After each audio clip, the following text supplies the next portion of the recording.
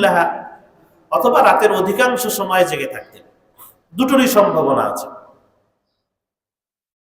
যে তিনি রাত্রি জাগরণ করতেন। আমরা অনেকটি হাদিস থেকে পাই যে তিনি কেমন রাত্রি জাগরণ করতেন। নুমান ইবনে বাশির রাদিয়াল্লাহু তাআলা আনহু বলেন যে আমি শেষ দশকে লাইলাতা 23 রমাদানে আমি আল্লাহ রাসূলের পিছনে তারাবির নামাজে দাঁড়ালাম। তো ইলা সুলুসিল লাইল, রাত্রের তৃতীয়াংশ পর্যন্ত তিনি নামাজকে প্রলম্বিত করলেন। এর পরের দিন আমি আবার কুন্না মা'আন নবী সাল্লাল্লাহু আলাইহি ওয়াসাল্লাম, আল্লাহ রাসূল সাল্লাল্লাহু আলাইহি ওয়াসাল্লামের পিছনে নামাজে দাঁড়ালাম। আল্লাহ রাসূল সাল্লাল্লাহু আলাইহি ওয়াসাল্লাম নামাজকে ইলা নিসফিল লাইল, অর্ধরাত পর্যন্ত, রাতের অর্ধেক পর্যন্ত নামাজকে লম্বা করলেন। এরপরে রমজানের যে শেষ দশক আরো শেষ হচ্ছে, ঘনিয়ে আসছে 27 রাত, 25 রাত, যে আমি আল্লাহ রাসূল সাল্লাল্লাহু আলাইহি ওয়াসাল্লামের পিছনে তারাবির নামাজে দাঁড়ালাম। তো নামাজ এত লম্বা হলো যে হাত্তা যানান্না আন নাতরুকাল ফালাহ, যে আমরা ধারণা করলাম যে আমাদের সেহরি ছুটে যাবে, সেহরি সময় শেষ হয়ে যাবে, এত লম্বা নামাজ পড়লেন। আজকে তো 5 মিনিট দেরি হলেই একটু কেমন কেমন যেন মুসল্লিদের মধ্যে শুরু হয়, 5-10 মিনিট।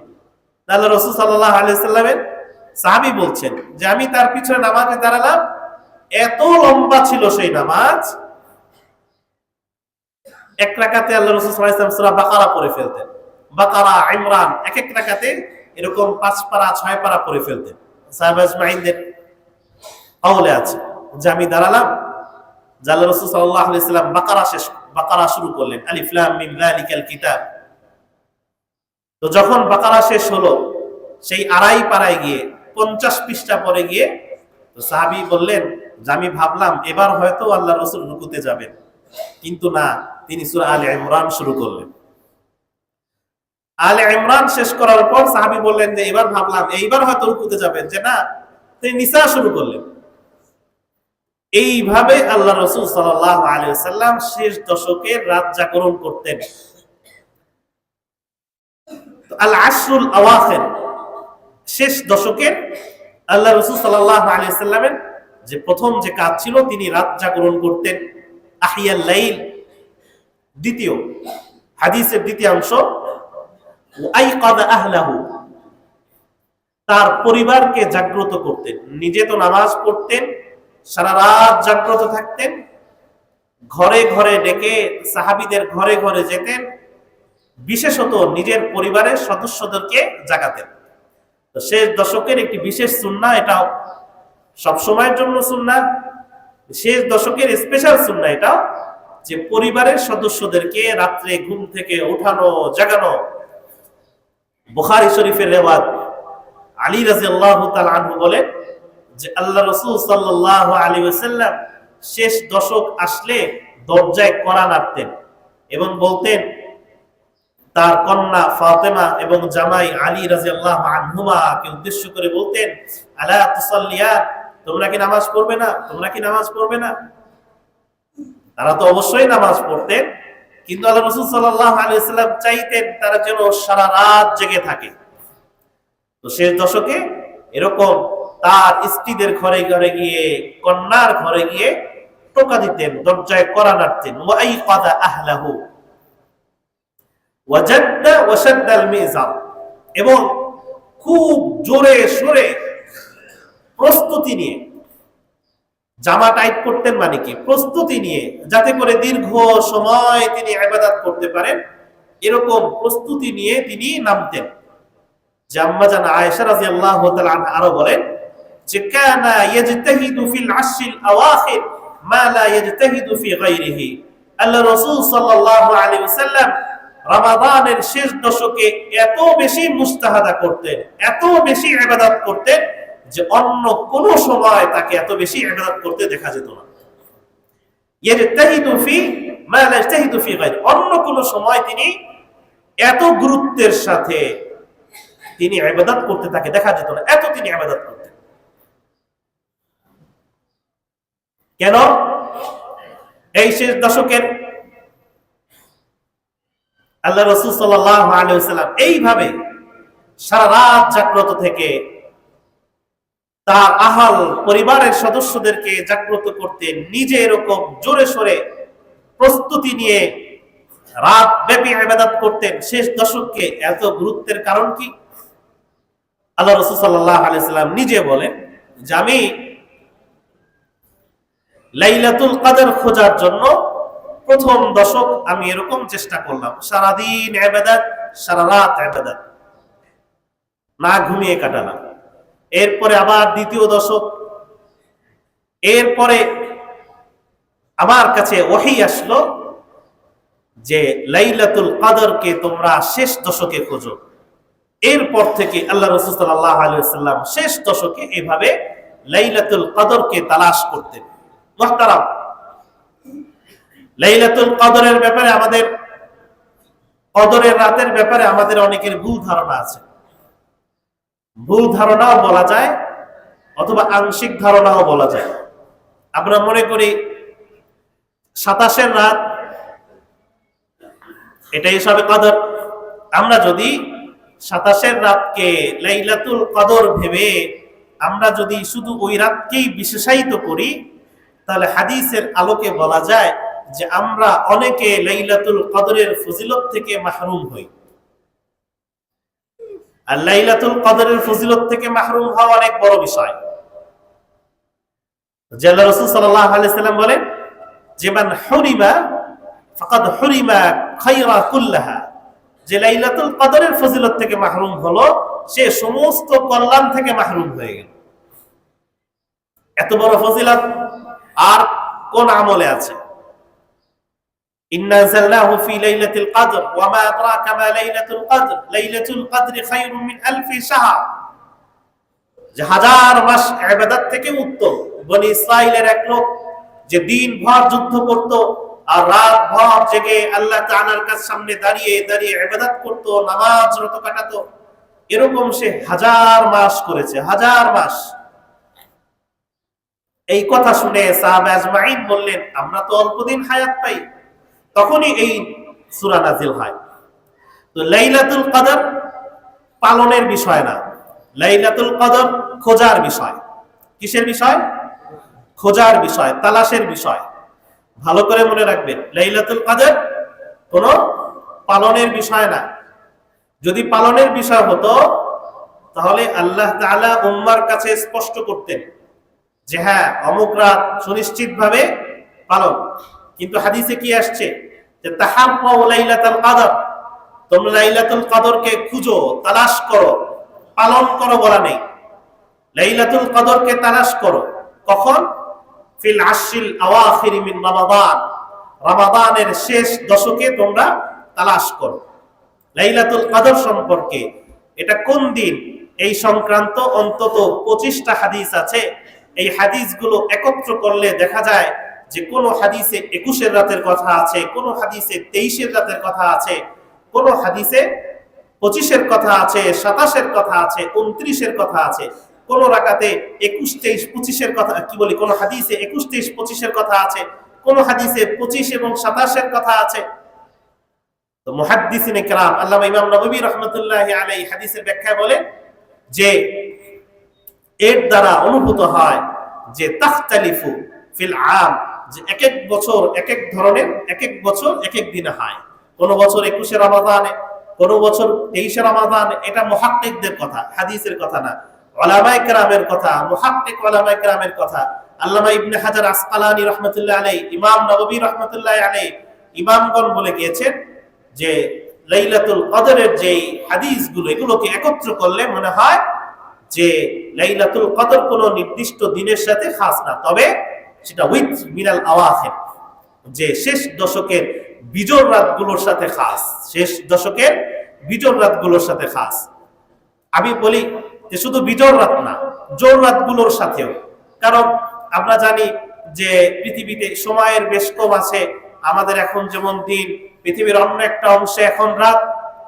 তো ধরা যাক যে 23 রমাদানে কদরের রাত, তো আমার মুসলিম ভাই তো জোর রাত্রেও তো পাচ্ছে, আমাদের কাছে জোর রাত, কিন্তু পৃথিবীর অন্য প্রান্তরে যখন রাত চলছে দিন, এখানে অন্য প্রান্তে যখন আগের দিন চলছে, জোর চলছে, তখন তো সে লাইলাতুল কদর পেতে পারে।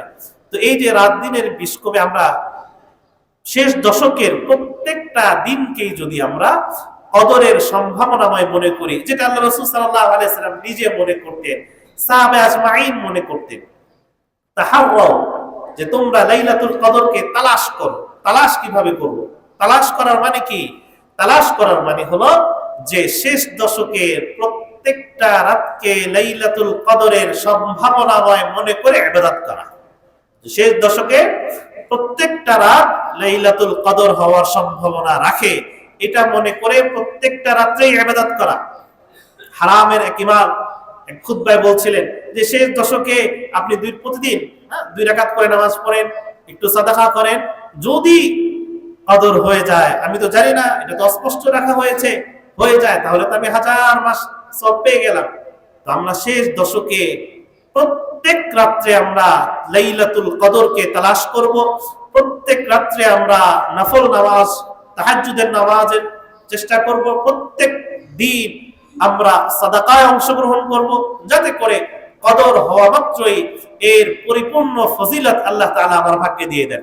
মানুষ একটু ডিসকাউন্ট পেলে কেমনে ছুটে। আজকে যদি কোনো, আমি কোম্পানির নাম বলবো না, কোনো বিখ্যাত কোনো শোরুম যদি বলে দেয় যে 80% ছাড়, দেখবেন যে কি পরিমাণ ভিড় লাগে। তো দুনিয়ার বিষয়টা আমরা অনেক ভালো বুঝি। আজকে এমন একটা ফজিলতের মৌসুম আসছে, এমন একটা রাতের কথা বলা হচ্ছে যে 1000 মাস, 1000 মাস কত বছর হয় হিসাব করে, যে কোনো বান্দার পক্ষে সম্ভব নয় এই পরিমাণ হায়াত লাভ করা। তো এত বড় সুযোগ আসা সত্ত্বেও আমি যদি ঘুমিয়ে কাটাই, আমি যদি সেই, হ্যাঁ অবশ্যই 27-এর কথাও আসছে, আমি তো বললাম যে হাদিসে 27-এর কথাও আসছে, 25-এর কথাও আসছে, 27-এর কথা বেশি আসছে, কিন্তু মুহাক্কিক উলামায়ে কেরামের মত এটা যে এটা এক এক বছর এক এক দিনে হয়, এক এক বছর এক এক রাত্রে হয়। এটা মুহাক্কিক উলামায়ে কেরামের, চিন্তাশীল উলামায়ে কেরামের মতামত। তাই সেই মতামতের প্রতি আমাদের শ্রদ্ধা করতে হবে। সাহাবা আজমাইনদের জীবনে যদি আমরা দেখি, তাদের সিরাতে যদি আমরা দেখি, তাদের মধ্যে এরকম বিশেষ রাত্রে একদিন ইবাদত করার কোনো মৌসুম ছিল না, কোনো রেওয়াজ ছিল না। তারা শেষ দশক পুরোটাকেই কাজে লাগাতেন। মুহতারাম, আমরা জানি যে শেষ দশকের একটি অন্যতম গুরুত্বপূর্ণ ইবাদত হলো ইতিকাফ। এই ইতিকাফকে আমরা মনে করি যে ইতিকাফে কারা বসবে? যে অক্ষম, যার কোনো কাজ কারবার নাই, যে দুনিয়া সম্পর্কে অসচেতন, আমরা তাকে বসিয়ে দিই। এখন অবশ্য অবস্থার অনেক পরিবর্তন ঘটছে। একটা সময় তো দেখেছি যে অনেক মহল্লায় লোক খুঁজে পাওয়া যেত না, বরং সবাই মিলে টাকা পয়সা দিয়ে, যে কোনো কাম কাজ নেই, কোনো অক্ষম, দিন দুনিয়া থেকে উদাসীন কোনো ব্যক্তিকে খোঁজা হতো, তাকে টাকা পয়সা দিয়ে, হ্যাঁ ঠিক আছে আমরা বেঁচে গেলাম। না, ইতিকাফের ফজিলত জানতে হবে। আমি তো বলি, রমাদানের স্বাদ যদি কেউ উপভোগ করতে চায়, রমাদানের যে স্বাদ, রমাদানের যে ফজিলত, এটা যদি কেউ পরিপূর্ণভাবে পেতে চায়, লাইলাতুল কদর যদি কেউ সত্যিকারই অর্জন করতে চায়, তাহলে তাকে ইতিকাফে বসা উচিত। দেখেন, শেষ দশকে বেশি ফজিলত বলেই শেষ দশকে শয়তানের চেষ্টাও বেশি। শেষ দশককে আমাদের জন্য রাখা হয়েছে মার্কেটের দশক। অনেকের কাছে শেষ দশক এরকম মার্কেটের দশক। শেষ দশক দেখবেন প্রথম 20 রমজান মোটামুটি ভালো যায়, মোটামুটি তাকওয়ার উপর চলে। এরপর যতই রমজান ঘনিয়ে আসতে থাকে, শেষের দিকে আসতে থাকে, মুসল্লি সংখ্যাও কমতে থাকে, রোজার যেই মাহাত্ম্য সেটাও কমতে থাকে। যে প্রথম প্রথম একটু ভালো করেই রোজা রাখে, পরে রোজাগুলো হালকা হয়ে যায়, গীবত হয়ে যায়, মিথ্যা হয়ে যায়। অনেকে রোজা রাখে কিন্তু মাঝে মাঝে একটু সিগারেট টান দেয়, মনে করে এতে কোনো সমস্যা নেই। আল্লাহ তাআলা মাফ করুক। এই যে শেষ দশক আসা মাত্রই, যে আমি হাদিস থেকে যেটা শোনালাম আপনাদেরকে যে সাহাবা আজমাইন তোড়জোড় করে নামতেন। আল্লাহ রাসূল সাল্লাল্লাহু আলাইহি ওয়াসাল্লাম সারা রাত জাগার জন্য স্পেশালি প্রস্তুত নিতেন যে সারা রাত জেগে থাকতে হবে, পুরো শেষ দশক সারা রাত জেগে থাকতে হবে। এইভাবে তিনি নিজেকে এবং তার সাহাবা আজমাইনদেরকে, তার ঘরের লোকদেরকে প্রস্তুত করতেন। আর এই শেষ দশক আমরা সবচেয়ে বেশি অবহেলা করি। শেষ দশকের পরিপূর্ণ ফজিলত, পুরা রমাদানের ফজিলত যদি আমরা অর্জন করতে চাই, আমাদের ইতিকাফে বসা উচিত। এবং শুধুমাত্র অকর্মণ্য ব্যক্তি না, আমাদের যাদের সাধ্য আছে আমরা চেষ্টা করব। আমি যদি এক ধাপ অগ্রসর হই, আল্লাহ তাআলা আমার জন্য 10 ধাপ অগ্রসর হবে, আল্লাহ তাআলা আমার জন্য সহজ করে দিবেন। আমরা অনেকে এক্সকিউজ দেই যে আমার খাবার দাবারের সমস্যা, এই সমস্যা, সেই সমস্যা। কোনো সমস্যা না, আপনি চেষ্টা করে দেখেন যে আল্লাহ তাআলা আপনার জন্য সহজ করে দিবেন। আল্লাহ রাসূল সাল্লাল্লাহু আলাইহি ওয়াসাল্লাম মদিনায় আসার পর, হিজরতের পর প্রত্যেক বছর তিনি ইতিকাফ করেছেন। যে কানা রাসূলুল্লাহ সাল্লাল্লাহু আলাইহি ওয়াসাল্লাম ইতিকাফা ফি কুল্লি আমিন হাত্তা তাওয়াফাহুল্লাহ। তিনি ইন্তেকালের আগ পর্যন্ত প্রত্যেকটা বছর তিনি ইতিকাফ করেছেন। এক বছর তিনি মিস করেছিলেন, এক বছর তিনি করেননি কোনো কারণে। শেষ জীবন, শেষ বছর, যে বছর আল্লাহ রাসূল সাল্লাল্লাহু আলাইহি ওয়াসাল্লাম ইন্তেকাল করেন, সে বছর তিনি 20 দিন ইতিকাফ করেছেন। ইতিকাফের ফজিলত অনেক বেশি। আল্লাহ রাসূল সাল্লাল্লাহু আলাইহি ওয়াসাল্লাম বলেন, কানা ইয়াকিফুজ যুনুব, সে গুনাহ থেকে দূরে থাকে, মসজিদের আবহাওয়ার কারণে গুনাহ থেকে দূরে থাকে এবং আল্লাহ তাআলা তার সকল গুনাহ ক্ষমা করে দেন। আরো বলেন আল্লাহ রাসূল সাল্লাল্লাহু আলাইহি ওয়াসাল্লাম যে একজন মুতাকিফ ব্যক্তি কত ফজিলতপূর্ণ, কত সৌভাগ্যবান, যে ইউজরা লাহুল হাসানাত কুল্লাহা কাআমিল হাসানাত। সে মসজিদে থাকার কারণে মসজিদের ইবাদতের বাইরে অন্যান্য যত ইবাদত করতে পারছে না, সকল ইবাদত তাকে সওয়াব তাকে দেওয়া হয়। সকল ইবাদতের সওয়াব সে মসজিদে বসে বসে পায়। মসজিদে সে যদি কোনো বসেও থাকে, ইতিকাফ শব্দের অর্থই বসে থাকা, আটকে থাকা, আত-তাখাল্লি মা আল্লাহ, আল্লাহ তাআলার সাথে নির্জনতা। ইতিকাফ অবস্থায় একজন মুতাকিফের নামাজ রোজা এর বাইরে সবচেয়ে বড় যে আমল সেটা হলো একাকিত্ব, নির্জনতা। কার সাথে নির্জনতা? আল্লাহ তাআলার সাথে। সে সার্বক্ষণিক ভাবে যে আমি মসজিদে আছি, আল্লাহ তাআলা আমাকে দেখছেন। কোরআনে আছে, আল্লাযী ইয়ারাকা হিনা তাকুম ওয়া তাকাল্লুবাকা ফিস সাজিদিন। আল্লাহ তাআলা দেখেন যখন আপনি দাঁড়ান, ওয়া তাকাল্লুবাকা ফিস সাজিদিন, যখন আপনি সিজদায় লুটিয়ে পড়েন তখনও আল্লাহ তাআলা আপনার দিকে তাকিয়ে থাকেন।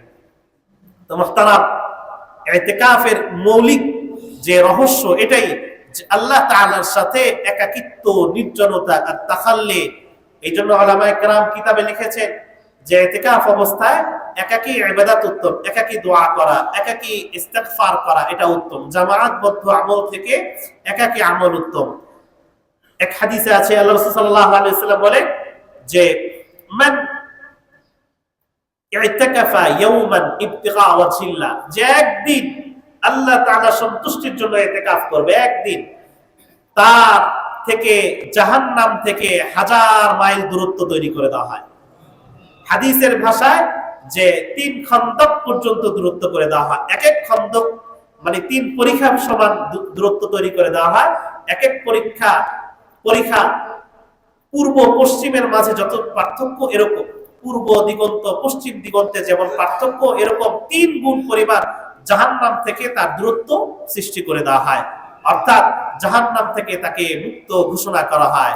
ইতিকাফ যে করবে, আল্লাহ রাসূল সাল্লাল্লাহু আলাইহি ওয়াসাল্লাম বলেন যে শেষ দশকের ইতিকাফ কাহাজ্জাতাইনি ওয়া উমরাতাইনি, 2 বার হজ করা, 2 বার উমরা করার ফজিলত তাকে দেওয়া হয়। ইতিকাফ যে করবে, আল্লাহ রাব্বুল আলামিন তার গুনাহ তো মাফ করেন, তাকে হজ এবং উমরার যে সওয়াব এটা তো দেন। সবচেয়ে বড় যে বিষয় যে আল্লাহ তাআলা তাকে তার খাস বান্দাদের অন্তর্ভুক্ত করে নেন, সেও নিজেকে আল্লাহ তাআলার জন্য খাস করে নেয়। যে ইতিকাফ মুতাকিফ হওয়া মানে কি? যে আমি আল্লাহ তাআলার একজন মেহমান, আমি আল্লাহ তাআলার মেহমান, আমি আল্লাহ তাআলার কাছে আসছি।